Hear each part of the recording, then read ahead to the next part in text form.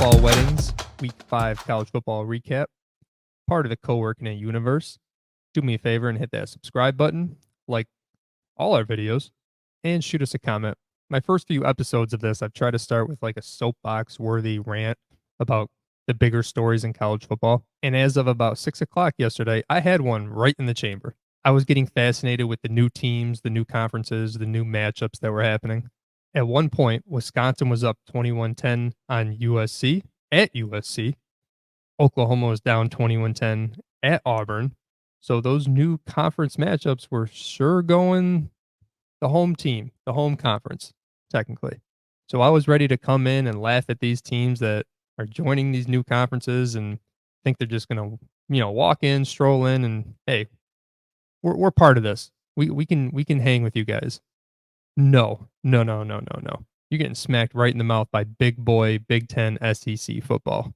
Also, there was a little extra that I could laugh at Woso about regarding Oklahoma. But about a half hour later, USC was up 17.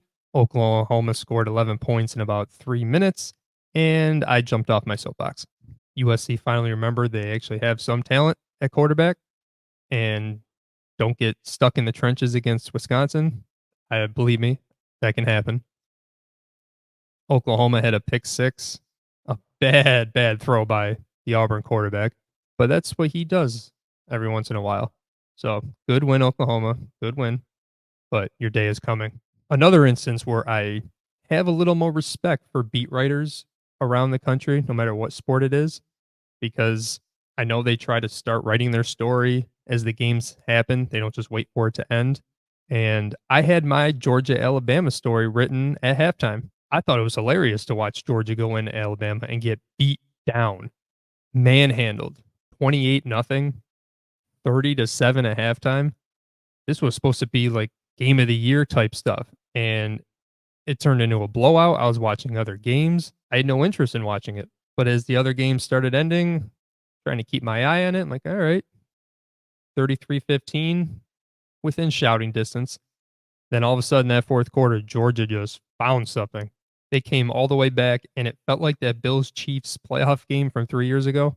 2 consecutive plays. Georgia, 67-yard pass. Alabama, 75-yard pass. Again, this is all after Alabama blew a 28-0 lead at home. So now instead of me getting to laugh at one of those teams for either getting blown out or blowing a lead, it turns into a game of the year stuff.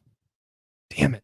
Looking at bigger picture for Georgia, I'm sure you've heard the phrase, better the devil you know than the devil you don't. Nick Saban was the devil for about 2 decades. Now, the last 3 years, Georgia has been the class of the SEC. Bama did beat him in the SEC championship game, but Georgia got him back about 3 weeks later in the national championship. But still, with Saban retiring, you kind of figure, okay, now Georgia has no rival in this conference. They can run it for the next 5-6 years under Kirby Smart. So with that loss, combined with the 1-point win against Kentucky, the playoffs aren't automatic for Georgia anymore. Again, it's a lot better than getting blown out, but you're a game behind Bama going forward. You got a rough schedule, including games against Ole Miss, Tennessee, and Texas. Now, the way they responded in the second half does give you hope that they can figure it out because they're a really talented team, but they've opened the door for letting out of that tier 1 team. As for Alabama, and felt like they exercised some demons last night in multiple ways. First, when they were blowing them out because they lost the national championship to Georgia. They lost the Rose Bowl last year to Michigan. They lost their head coach. And then individually in this game to blow that and immediately come back and get the W. No one's going to cry over spilled milk for Alabama, but it was an impressive win. It felt like the Alabama dynasty was officially buried and dead. And we all were rejoicing. As Lee Corso would say, not so fast, my friend. Now, they also have some tough games coming up. They got Tennessee. They got LSU. But this win gives them a giant leeway in the SEC and the playoff committee. Damn it. So forgive me for not starting with this because a lot of stuff happens on a college football Saturday. So I kind of forgot about that shit show that went down on Friday in Miami. We'll get to Cam Ward's heroics a little later. But NFL fans like to really complain about their refs. Man, come talk to me. Come talk to us college football fans about refereeing. You want to talk about incompetence? Every conference has it. We're pretty much used to it by now. But every once in a while, something happens that just makes you go, are they cheating? For those of you that didn't see it, Virginia Tech had a Hail Mary attempt from about the 35-yard line, threw it into the end zone, cluster of players. Now, we could not tell what happened. That ball comes down. There's a scramble for it. Everybody's fighting for it. Everybody's fighting for the ball. And from the telecast booth, you see this Miami player run out with the ball about 15 seconds later. And the crowd sees it. They're celebrating. The sideline starts erupting for Miami. I think it's over. Like, yeah, no, it didn't look like anyone caught that.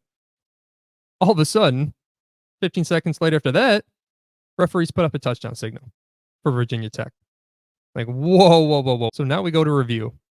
Good old review. The percentages should be way higher, but you know better. According to replay rules, there has to be definitive evidence to overturn a call. That's why the call on the field is such a big deal.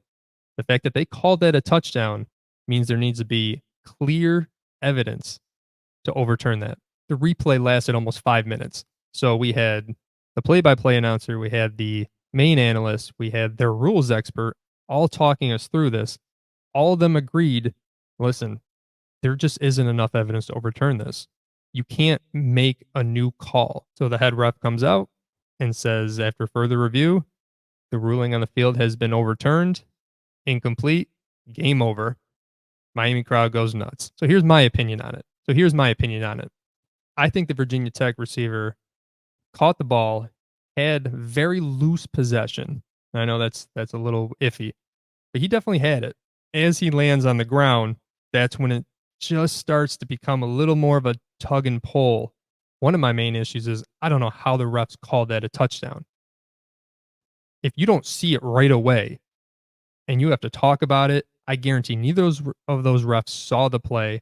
They just signaled it for some reason, which made it a lot more complicated. But I believe the replay did not show enough to overturn that call. So basically, the call was wrong and the replay process was worse. In the end, I think the right team won. And you know me, I'm a Miami hater, like most people. But I do think that was not a catch.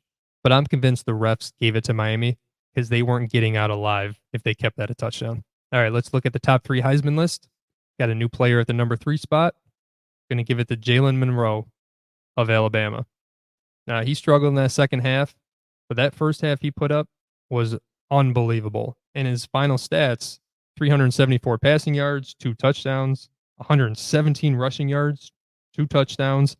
I mean, that's incredible against what is supposed to be a great year in, year out Georgia defense. And again, after struggling in that second half and giving up the lead for the first play with the crowd dead, no energy, 75-yard bomb. Unbelievable. But I am starting to notice a trend with whoever's in the 3 spot is just kind of rotating with whoever had the best game that day against the best opponent, because the top 2 right now have clearly established themselves. Travis Hunter, again, can't give him enough accolades. 9 catches, 89 yards, and a touchdown, plus an incredible Superman interception. The guy just does everything for their team. Colorado's 4-1. It's a good start for them. They got a tougher schedule coming up, including a ranked Kansas State team next week. So if Hunter can just keep doing this, he's not going anywhere. But number 1, we're going to combine the Heisman and the play of the day. Cam freaking Ward is unbelievable. And again, I talk about not being shy about Miami hate, but I cannot hate on this kid. Let this play and potentially one of his Heisman moments speak for itself. Edge pressure. Ward ducks away. Spencer had him. Ward flips it to Williams. How do you like this? Down the sideline. I mean, he just brushes off those guys like they're 6-year-olds. 343 yards in the air, 4 touchdowns, 57 rushing, and another touchdown. He's a one-man wrecking crew because I knew that Miami defense was a little overrated. And once they start playing Power 4 teams, they were going to give it up, and they needed Cam Ward to be Superman. Sure looked like it on that play. Let's do some quick hits from around the country. Oh, number 6 Ole Miss and Lane Train get derailed by Kentucky at home. Now, I had Jackson Dart in my Heisman list last week, so look out Jalen Monroe. I might be a little bit of a jinx. My Fighting Irish with a nice home win against Louisville, a little payback from last year. Please do me a favor, though, Notre Dame. Enough of the green jerseys. Enough. They should be reserved for top 5 opponents only. Also bring back the darker green. True freshman Jeremiah Smith of Ohio State right now is the best wide receiver in college football. You can't convince me otherwise. You can call me biased, but he was the number 1 overall recruit coming into this year and has completely lived up to the hype. Probably overshadowed it. 6 touchdowns in his first 4 games. No other Ohio State receiver has ever done that. And you know we're wide receiver U. Florida State is 1-4. 1-4. They're one play away from being 0-5. 9 months ago, they were 13-0. Crazy how quickly things can change. There are no ranked versus ranked teams next week. So maybe skip next week's podcast because there's no good games. No. In college football land, that means there'll be 4 or 5 major upsets. I love this sport. Thanks for watching No Fall Weddings. Again, please like, comment, subscribe, and we'll see everybody next week. Go Irish.